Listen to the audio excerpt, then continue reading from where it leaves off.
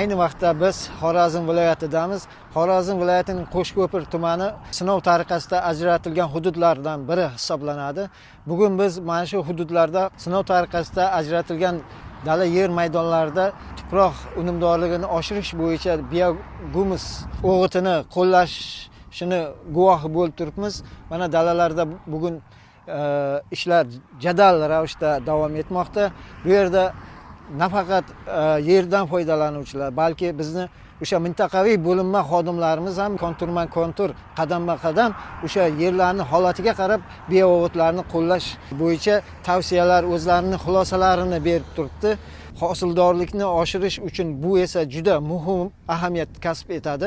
Umuman olganda mana shu Qo'shko'pir tumanida 8800 gektar yer sinov tariqasida ajratilgan bo'lib, fermer xo'jaliklaridan iborat yer egalariga subsidiyalar ajratildi.